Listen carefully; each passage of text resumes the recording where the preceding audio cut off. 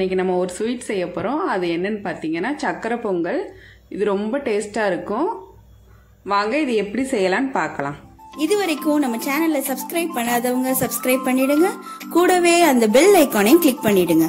வாங்க இப்போ வீடியோக்குள்ள போலாம். அதுக்கு தேவையான பொருள் என்னன்னு பாத்தீங்கன்னா, நான் இன்னைக்கு 100 பச்சரிசி எடுத்திருக்கேன், வெல்லம்,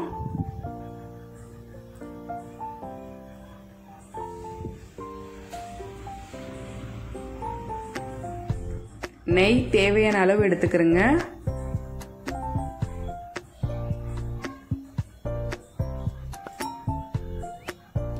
முந்திரி பருப்பு, ஏலக்காய், உலர் திராட்சை, அரை ஸ்பூன் உப்பு, தேவையான அளவு தண்ணி. இது ரொம்ப ஈஸியா இருக்கும். வாங்க எப்படி செய்யலாம்னு பார்க்கலாம். இன்னைக்கு நான் குக்கர்ல தான் செய்ய போறேன். ஒரு குக்கர் வச்சுட்டு ஸ்டவ் ஆன் பண்ணிக்கோங்க.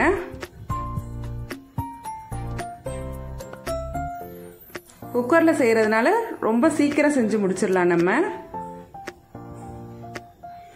நான் இன்னைக்கு இந்த 100 உலக்கு இருக்கு பாத்தீங்களா, இதுல 1 உலக்கு பச்சரிசி எடுத்திருக்கேன்.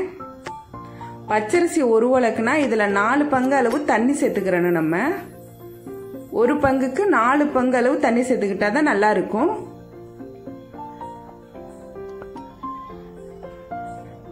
இன்னைக்கு நான் 4 உலக்கு தண்ணி சேர்த்துக்கிறேன்.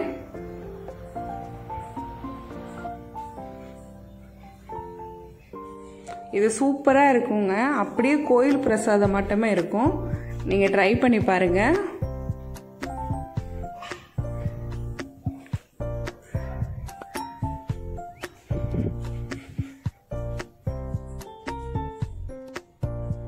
நாலு பங்கு அளவு தண்ணி.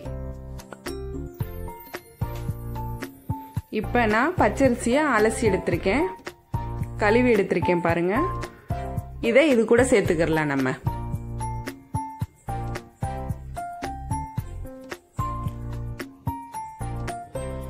பச்சரிசி 1 கப்னா தண்ணி 4 கப் எடுத்துக்கிறணும். இப்ப பச்சரிசி சேர்த்ததுக்கு அப்புறம் இதுல லைட்டா உப்பு சேர்த்துக்கிறேங்க. எந்த ஒரு ஸ்வீட் செஞ்சாலும் இதுல உப்பு சேர்த்துக்கிட்டீங்கன்னா அது நல்லா இருக்கும். லைட்டா போதும், அப்பதான் நல்லா இருக்கும். இப்ப லைட்டா கிளறி விட்டுட்டு இதை ஒரு மூடி போட்டு நம்ம மூடி வச்சுக்கலாம். லைட்டா கிளறி விட்டுக்கிறேங்க அந்த உப்பு கரைகிறதுக்காக. இதை ஒரு மூடி போட்டு இப்ப மூடி வச்சுக்கிறேங்க.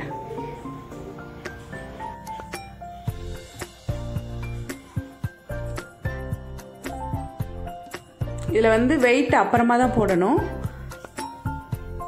அதுல ஆவி வந்ததுக்கு அப்புறம் தான் நம்ம இதுல வெயிட் போடணும். எப்பவுமே குக்கர்ல செய்யும் போது அப்படியே செய்யுங்க.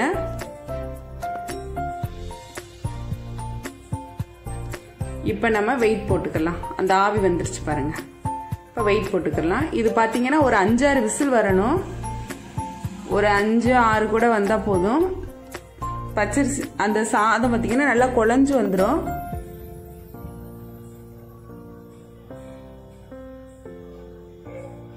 மேக்சிமம் ஒரு 5 விசில்லே வெந்துரும்.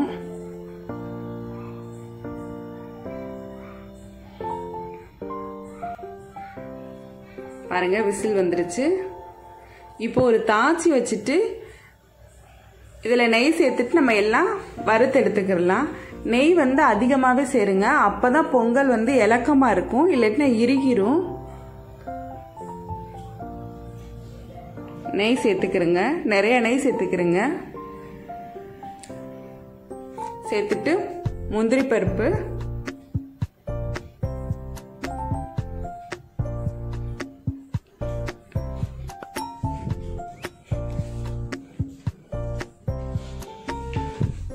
உலர் திராட்சை,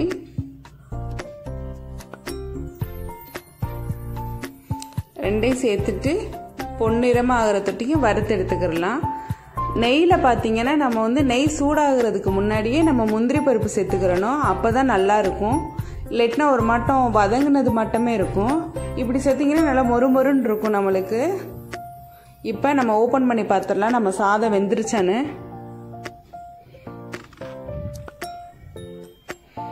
பாருங்க நல்லா வெந்துருச்சு. இப்போ இதை ஒரு கரண்டி வச்சு மசிச்சு எடுத்துக்கிறேங்க. நல்லா மசிச்சு எடுத்துக்கிறேங்க.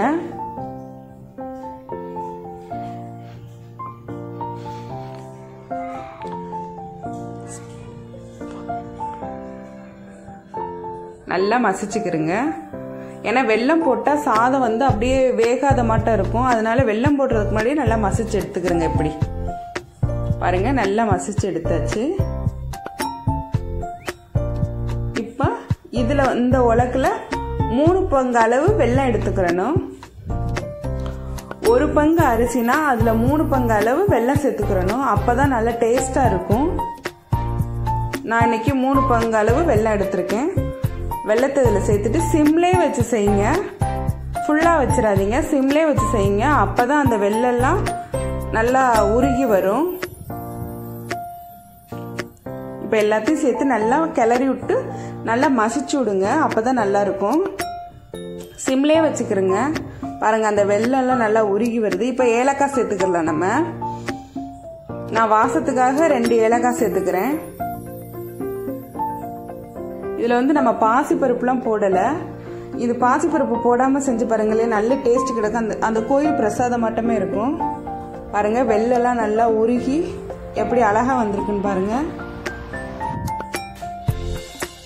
இப்போ நம்ம வறுத்து வச்சிருக்க முந்திரி பருப்பும் அந்த உலர் திராட்சையும் சேர்த்துக்கலாம். நெய் எல்லாத்தையும் நெய் நிறையாவே சேர்த்துக்கிறீங்க. அப்போ தான் இலக்கமாக இருக்கும், இல்லைன்னா இறுகிரும்.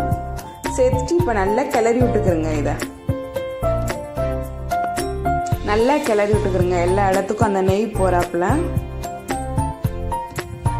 சிம்லே வச்சு பண்ணுங்க. அவ்வளோதான், நம்மளோட சக்கரை பொங்கல் ரெடி ஆயிருச்சு. இது லைட்டா ஒரு கொதி வந்தாவே போதும். அவ்வளோதாங்க, நம்மளோட சக்கரை பொங்கல் ரெடி ஆயிருச்சு. இதை உங்க வீட்டில் ட்ரை பண்ணி பாருங்க.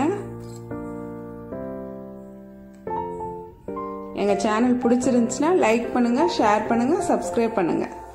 தேங்க்யூ.